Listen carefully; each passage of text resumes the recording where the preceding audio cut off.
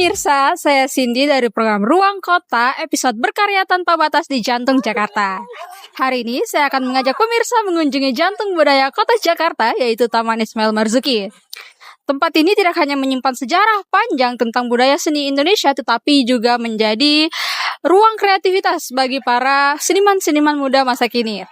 Dalam episode hari ini, saya akan mengajak pemirsa di rumah untuk melihat bagaimana Taman Ismail Marzuki berhasil menjadi pusat kreativitas yang hidup dan terbuka bagi siapa saja. Dalam 30 menit ke depan, pantengin kita terus biar kamu lebih up to date.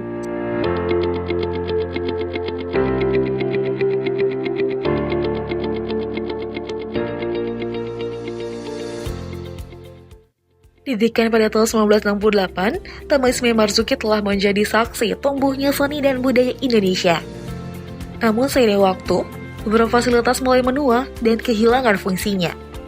Pemerintah Provinsi DKI Jakarta bersama PT Jakarta Propetindo kemudian memulai revitalisasi besar sejak tahun 2019. Kini wajah baru Taman Ismail Marzuki hadir, lebih modern, ramah lingkungan, tetap menjaga nilai historinya, dan inklusif bagi semua kalangan. Lebih dari sekedar bangunan seni, Taman Ismail Marzuki adalah rumah berbagai komunitas, pelajar, hingga keluarga yang ingin mengenal seni dan budaya lebih dalam.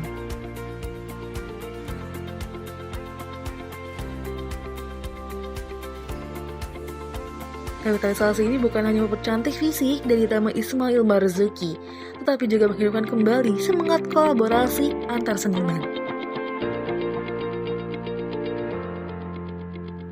Dengan konsep ramah lingkungan dan ruang terbuka, Taman Ismail Marzuki kini menghadirkan berbagai fasilitas baru, seperti perpustakaan,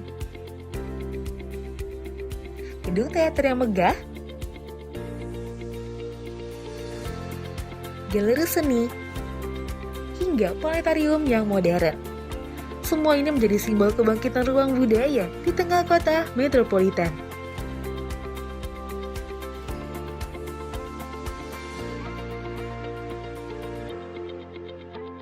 Menarik sekali nih pemirsa, melihat bagaimana Taman Ismail Marzuki terus berkembang menjadi pusat seni dan budaya yang membanggakan kota Jakarta.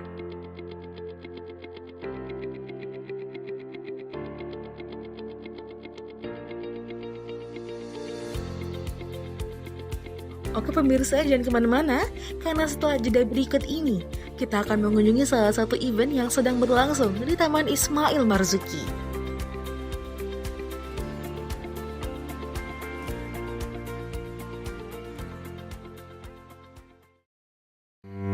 Ini kisah para cendekiawan, anak bangsa yang berkarya dengan kecerdikan. Segala perkara dapat dituntaskan, garpu pun jadi alat berbagi kesejukan. Lika-liku jalanan tak mampu mengusik, menyangga kepala jadi inspirasi bagi yang melirik. Mereka menantang aturan klasik, kuah mie bakso, kompak, satu plastik. Dan bukan demi eksistensi, namun ranah lebih untuk memperkaya galeri selfie. Mereka menerobos semua permasalahan, lepas tangan pun bisa teleponan. Menakjubkan, setiap hari mereka menyirami diri dengan gagasan. Terus melangkah dalam ruang gerak yang minimal melampaui batas dengan penuh akal. Jadilah cendekiawan dan raih ragam solusi untuk setiap situasi. Layaknya aplikasi, karya anak bangsa. Pasti ada jalan dengan Gojek.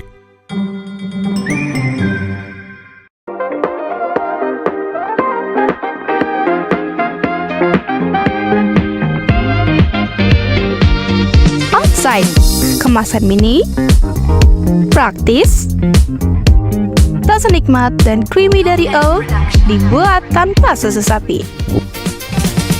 Rasa dark coklat yang kompleks dan lembut di mulut. Outside, enaknya bikin lupa segalanya.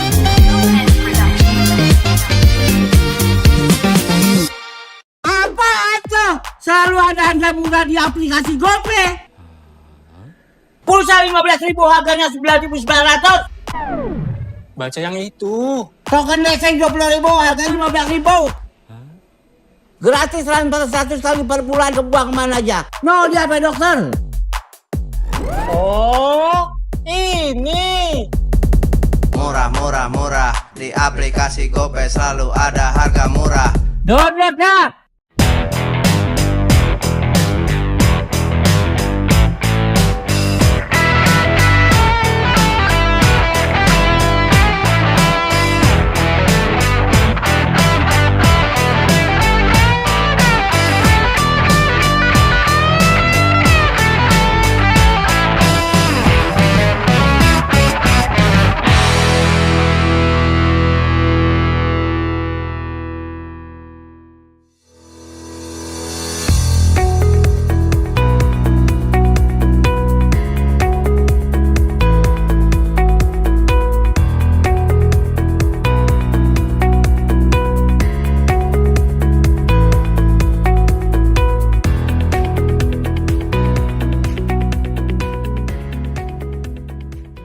Kali ini, Taman Ismail Marzuki menjadi tuan rumah bagi Jakarta International Literary Festival. Festival ini merupakan ajang apresiasi seni, film nasional dan internasional bagi para talenta muda di masa kini.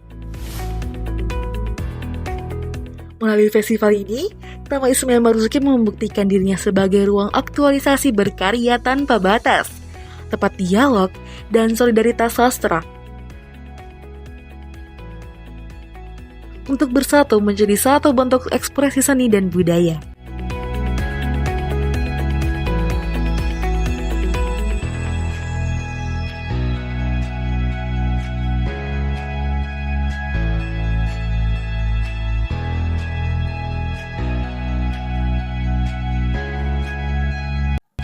Kini kami mengunjungi live art yang dilakukan oleh para seniman. Salah satunya adalah Munadi Anwar, seorang seniman muda yang berasal dari Institut Kesenian Jakarta. Melalui karya yang ditampilkan secara langsung di hadapan pengunjung, Munadi Anwar tidak hanya menghadirkan proses kreatif, tetapi juga menyampaikan pesan dan ekspresi personal dalam setiap goresannya. Untuk mengetahui lebih jauh mengenai latar belakang, proses berkarya, serta makna di balik karya yang ditampilkan, berikut kami ajak Anda untuk menyimak wawancara bersama Munadi Anwar. Oke, halo Kak, kenalin aku Cindy dari program Ruang Kota Universitas Dharma. Jadi aku di sini mau ngewawancarain Kakak, boleh? Boleh, silakan. Sebelumnya kenalin nama kakaknya siapa ya? Oke, nama saya Munadi Anwar, biasa disapa Muna. Jadi teman-teman bisa manggil saya dengan sebutan Muna. Oke, kamu. Di sini kan kita bisa lihat lukisan dari Kakak. Kalau boleh tahu ini filosofinya apa ya? Nah, karya ini tuh merespon dari tema besar yang ada di event JILF ini, Homeland in Our Bodies gitu. Saya bagaimana itu adalah potongan syair dari seorang penyair Palestina. Itu salah satu potongan syairnya gitu. Nah, di dalam syair itu secara filosofis dia menjelaskan bahwasanya rumah itu bukan lagi soal bentuk fisik gitu. Dimana ketika rumah hilang, hidup penuh kekacauan, ya kamu harus menemukan bentuk yang lain di mana kamu bisa menemukan kedamaian bahkan di tengah kekacauan gitu. Jadi rumah di situ sebagai metafor gitu. Nah, karya ini juga berangkatnya merespon dari tema itu gitu. Jadi ada sosok anak kecil memegang payung. Di situ tuh ada kayak karakter. Sebenarnya itu karakter itu kolbu, hati kita gitu. Jadi secara filosofisnya, ketika kamu menemukan kedamaian di dalam jiwamu yang diinterpretasi menjadi bentuk karakter itu tadi si kolbu, mau kamu hidup di tengah kekacauan sekalipun, kamu akan menemukan kedamaian di situ. Gitu. Jadi ini interpretasi dan respon dari tema besar itu. Walaupun konteksnya itu di sana tentang kondisi Palestina, tapi sebenarnya manusia sendiri pun setiap individu itu punya kekacauan. Manusia punya persoalan-persoalan yang sebenarnya kalau dia tidak pernah menemukan mendengar suara hatinya, ya dia nggak akan pernah merasa damai. Jadi ada ilustrasi di sini banyak monster-monster gitu kan, ada kayak bencana atau kecaman atau tragedi anything gitu kan. Jadi nggak masalah. Oke. Ketika kamu menemukan kedamaian, kamu akan benar-benar damai. Jadi judul dari karya itu Finding Heaven in Hell, bagaimana menemukan surga di dalam neraka. Gitu. Sangat-sangat dalam ya teman-teman ini. Aduh, filosofinya. Nggak, itu baca aja tuh. Oke, Enggak. Oke. By the way, ini lukisannya jenis apa Kak, kalau boleh tahu? Mungkin lebih kayak pop surrealis ya. Oke. Kayak lebih pop surrealis dengan pendekatan ilustratif gitu sih. Kalau boleh tahu tujuan dari kamu berpartisipasi dalam event ini tuh apa?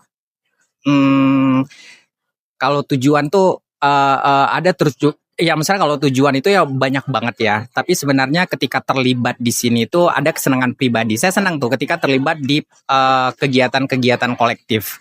Karena kegiatan kolektif itu bukan soal bagaimana kita bekerja sama, tapi membangun sebuah kesadaran bahwasanya kita adalah makhluk sosial yang cepat atau lambat pasti butuh pada sesama gitu. Jadi kegiatan kolektif itu menyadarkan kita pada hal-hal krusial yang sebenarnya kadang kita abai di situ.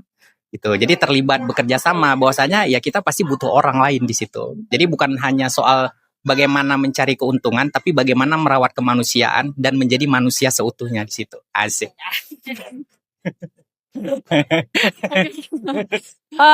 Oke baik.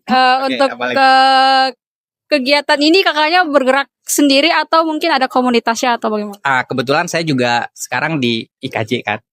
Jadi di situ juga ya mengajar lah di situ gitu. Jadi sekarang lebih banyak aktivitas memang di dalam ekosistem seni rupa di situ. Dan sebenarnya walaupun kita berada dalam satu ekosistem seni rupa misalnya, tapi kan banyak keterlibatan hal-hal lain yang ada di dalamnya. Ketika kita berbicara seni rupa ya kita nggak hanya berbicara tentang karya aja gitu. Kita berbicara kemanusiaan yang kemudian outputnya menjadi karya. Gitu. Oke, itu aja Kak pertanyaan. Iya, pertanyaan dari kami. Terima kasih ya Kak Muna, sukses selalu. Oke, amin. Tak hanya menjadi rumah bagi seni, Taman Ismail Marzuki juga menghadirkan gerakan organisasi humanis yang menyuarakan nilai-nilai kemanusiaan. Acara ini diselenggarakan sebagai wujud empati sekaligus upaya untuk saling mengayomi. Menghadirkan seni yang tak hanya dinikmati secara visual, tetapi juga memiliki makna sosial yang mendalam. Halo Kak, sebelumnya perkenalannya aku Cindy dari program Ruang Kota. Jadi di sini aku mau ngewawancarain Kakak tentang program Kakak. Tapi sebelumnya perkenalan dulu, ini dengan Kakak siapa? Nama aku Radian, aku sebagai salah satu volunteer di acara booth kampanye Amnesty International. Kami saat ini mau mengkampanyekan tentang dukungan kepada tahanan-tahanan yang di penjara akibat mereka mendukung atau malah dituduh sebagai penghasut massa, padahal sebenarnya tidak, karena saat ini mereka ditahan mengatasnamakan menjaga keamanan negara, padahal yang mereka lakukan adalah menyuarakan opini publik saja, suara bebas seperti itu. Nama aku Dian. Oke, Oke Kak Dian. Aku mau nanya kenapa organisasi Kak Dian ini memilih mendirikan standnya di Taman Ismail Marzuki? Oh ya, betul. Jadi di Taman Ismail Marzuki seperti yang kita tahu udah jadi tempat melting pot ya. Banyak banget acara-acara kreasi seni, media, dan juga menjadi ladang pertemunya orang-orang yang mungkin tergerak di bidang politik, kampanye, dan isu negara seperti itu. Apalagi saat ini mungkin hari Minggu jadi salah satu hari yang meramaikan ya. Banyak sekali pengunjungnya. Dan nggak terbatas di hari Minggu juga, mungkin di weekday, weekend selalu ada acara di Taman Ismail Marzuki. Dan kebetulan karena sedang ada acara JILF juga, Jakarta International Literary Festival, kami berkesempatan untuk berkolaborasi bersama mereka untuk mendirikan stand di sini. Dan karena lumayan banyak ya yang menghadiri JILF, niatnya adalah dengan adanya kami di sini juga bisa mengirimkan surat yang lebih banyak juga kepada teman-teman kita yang ditahan begitu. Oke, Kak Dian, gerakan ini tuh biasanya dilakukan setiap kapan? Apakah ada tanggal khusus atau sifatnya lebih ke fleksibel gitu Kak? Oh iya, jadi Amnesty sendiri itu selalu kami menyuarakan hak asasi manusia atau keadilan bagi seluruh manusia, dan itu pun banyak banget bentuknya kan, mungkin hak untuk hidup atau hak untuk bersuara. Dan saat ini momen strategisnya adalah karena kemarin ada salah satu dari kita, Afan Kurniawan almarhum, dilindas polisi. Itu adalah salah satu bentuk pelanggaran HAM yang berat, karena dia pun mati itu sebagai martir, sebagai orang-orang yang seharusnya itu dilindungi oleh aparat, tapi ternyata dimusnahkan atau dicabut nyawanya karena aparat, dan itu pun apa ya, kita anggap sebagai salah satu bentuk yang tidak dapat dibenarkan di mata dunia pun, atau berdasarkan perjanjian HAM seperti itu.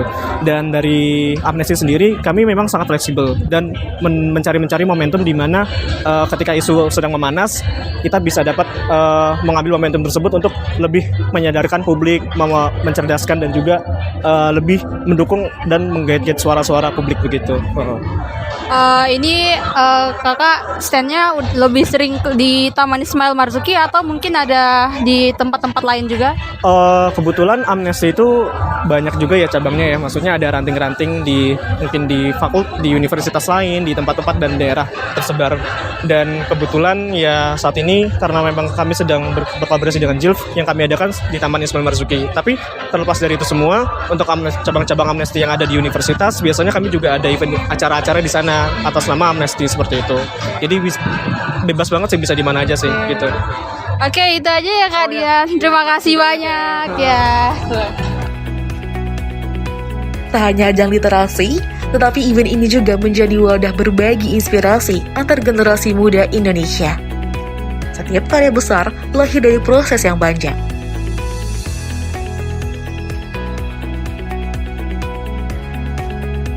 Di balik layar, ada banyak tangan yang bekerja demi terselenggarakannya festival ini. Mulai dari teknisi, penulis, hingga sukarelawan muda yang ingin belajar langsung di dunia industri literasi.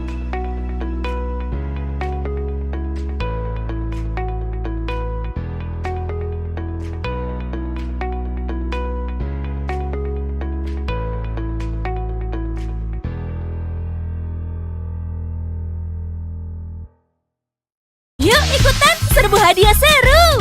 Beli Poki Mini dan temukan kode unik berhadiah. Bayangkan ku beri Oreo untuk si vampir yang menyeramkan. Akan gajah berubah dengan susu segelas.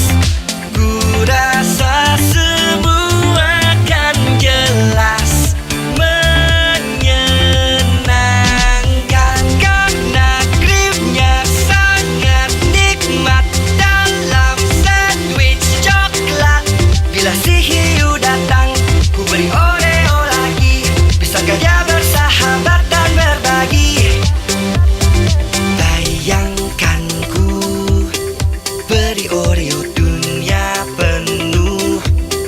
Keajaiban kalau ku beri Oreo untuk kamu. Bayangkan ku beri Oreo. Masalah jerawat dan nodanya? Pakai Garnier Anti Acne Micellar Water. Dengan micellar dan salisilik BHA, bersihkan bakteri penyebab jerawat dengan lembut. Serum dengan salisilik dan vitamin C, kurangi 90% tanda jerawat. Cerahkan nodanya. Garnier Anti Acne tested by dermatologist.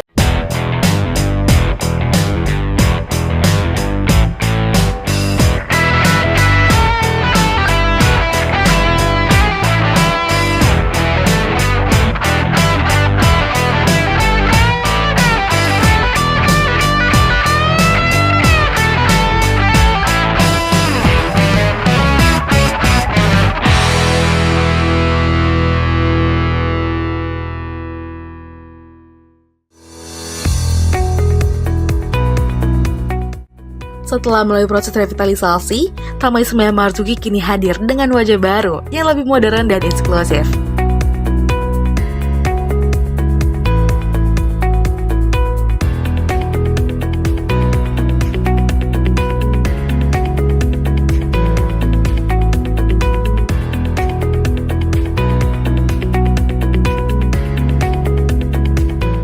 Tak hanya menjadi ruang bagi seniman, kawasan ini juga kembali dibuka sebagai ruang publik yang bisa dinikmati oleh masyarakat luas.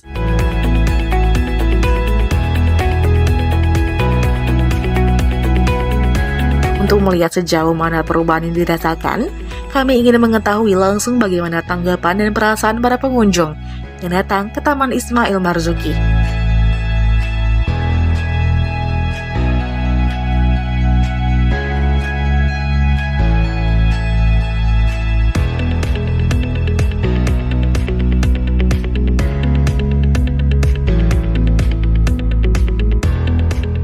Assalamualaikum Ibu, selamat siang. Waalaikumsalam. Perkenalkan saya Cindy dari program Ruang Kota Universitas Gadharma. Sini saya izin untuk wawancara ibu-ibu sekalian ya Ibu. Sebelumnya boleh perkenalan dulu Bu namanya. Kami dari komunitas menari yaitu MTN, Menari Tari Nusantara. Nah, MTN. Ketuanya kebetulan itu masih make up, ada acara lagi. Oke. Ya. Aku boleh nanya nggak Bu, ibu-ibu sekalian sekarang kesibukannya tuh apa? Kesibukan MTN itu menari angklung. Ibu rumah tangga sebagai Tangga kita kebanyakan lansia. Oke. Jadi ibu-ibu ini berkunjung di Taman Ismail Marzuki ada untuk kegiatan event tertentu atau hanya sekedar berkunjung no? Kebetulan kita ada acara yang pagi tadi itu ada Angklung Day. Kebetulan dikunjungin sama Bang Dul, ya. Nah di sini kita nyambung acaranya Bang Dul juga koko bareng Sidul. Nah nanti jam 4. Jadi menunggu kita ceritanya nih di sini. Gitu. yang lain. Menunggu teman-teman yang lain juga datang. Oke. Jadi aku mau nanya Bu, ini acaranya bersifat lomba atau Enggak, cuma apa ya? Kongko kumpul-kumpul. Apa sih nongkrong gitu ya. Oke, jadi sekarang aku masuk ke tentang Taman Ismail Marzukinya ya Bu. Ya. Jadi menurut Ibu fasilitas dari Taman Ismail Marzuki itu udah memadai atau belum menurut Ibu? Kalau menurut saya Taman Ismail Marzuki itu kan tempo dulu ya. Waktu saya masih sering ke sini itu belum seperti ini. Nah, tapi sekarang sudah kemajuan karena kan udah perubahannya, fasilitasnya juga lumayan ya, sudah ber-AC semua. Ya mungkin untuk untuk pembangunan, untuk kebersihan atau gedung-gedungnya mohon dirawat lebih perawatannya. Dan banyak event juga banyak ya, selalu ada gitu. Dan di sini juga kreativitas anak-anak muda menyalurkan kreativitas. Tidak anak muda aja sih, kita juga sering diundang. Sering sini ada acara. Oke. Harapan untuk Taman Ismail Marzuki ke depannya itu ada nggak Bu? Semoga lebih bagus lagi, lebih baik lagi. Kalau misalkan ada fasilitas yang memang memadai untuk semua umur ya, dari itu mungkin lebih ditingkatkan kembali. Ya. Dan pokoknya untuk perawatan ini yang kurang ya. Perawatan. Kalau untuk dari umur dari anak itu ada kan, di atas ada perpustakaan anak-anak itu lengkap semuanya ada ya, dari TK sampai ke atas memang udah fasilitas tuh ada. Cuma ya seperti inilah ya. Itulah ya. Oke. Ya itu aja Bu pertanyaan dari saya. Terima kasih ya Ibu infonya. Sehat selalu. Oke. Halo Kak, kenalin aku Cindy dari program Ruang Kota Universitas Gadharma. Aku izin ini ya, ngewawancarain kalian bertiga boleh ya? Boleh. Oke. Sebelumnya kenalin dong, namanya siapa nih? Oh, nama saya Bimanda Rustiaki. Nama saya Melati Amalia. Nama saya Sabrina Safa Ramadan. Oke, ini jadi kalian sekarang kesibukannya apa nih? Kita pelajar. Iya, Pelajar, oke. Aku mau nanya, kalian tuh datang ke sini tuh karena pengen datang ke event tertentu atau emang datang untuk main aja gitu? Untuk bikin tugas. Iya, untuk bikin tugas kelompok. Oke. Sama sekalian main aja sih Kak. Oke.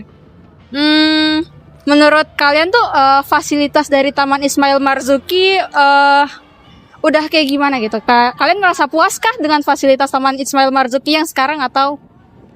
Kalau saya sendiri sih puas karena kayak masih asri itu karena banyak pohon-pohon jadi kayak adem gitu.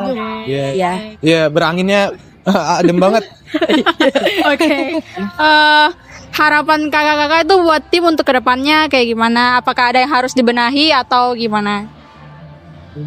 Mungkin kolamnya dibikin kayak jadi ada ikan-ikan supaya kalau misalnya kita lagi santai-santai kayak gini kita bisa kayak main-main ngasih makan ikannya gitu. Oke, itu aja ya. Oke, terima kasih ya Kak udah mau ngasih info buat kami.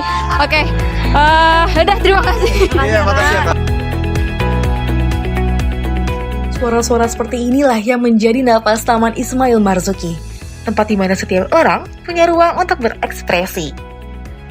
Seni bukan hanya milik seniman, tetapi milik semua orang yang punya semangat untuk bercerita. Dari Jakarta, untuk Indonesia, terus berkarya tanpa batas.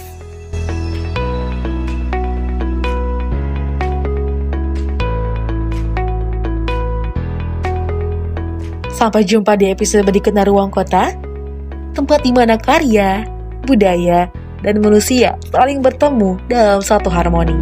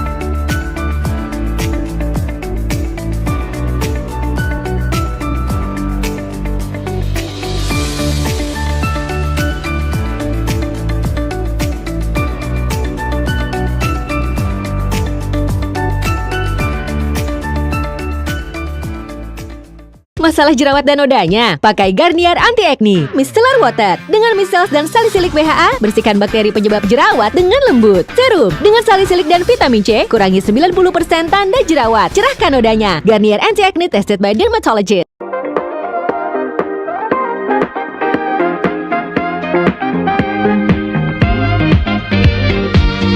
Outside, kemasan mini, praktis, rasa nikmat dan creamy dari O, dibuat tanpa susu sapi.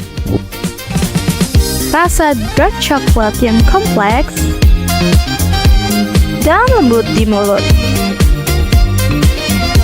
Outside, enaknya bikin lupa segalanya.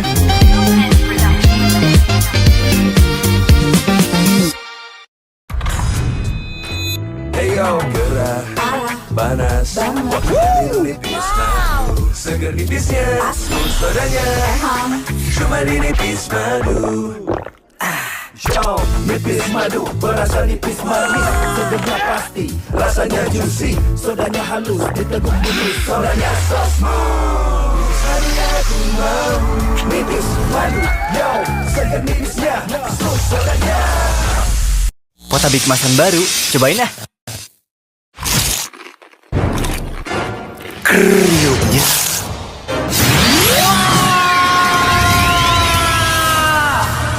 Potongan pikat zigzagnya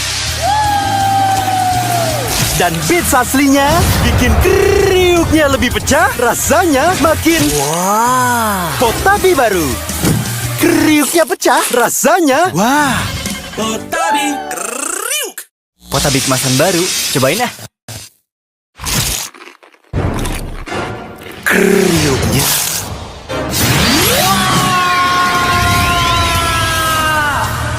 Potongan pikat zigzagnya dan bits aslinya bikin kriuknya lebih pecah, rasanya makin wah. Potabi baru, kriuknya pecah, rasanya wah. Potabi kriuk. Potabi kemasan baru, cobain ah. Kriuknya.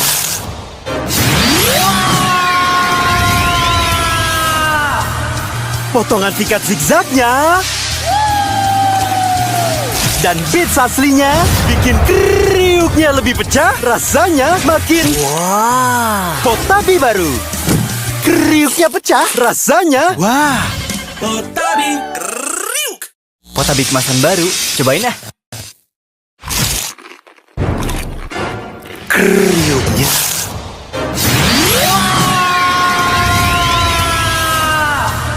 Potongan pikat zigzagnya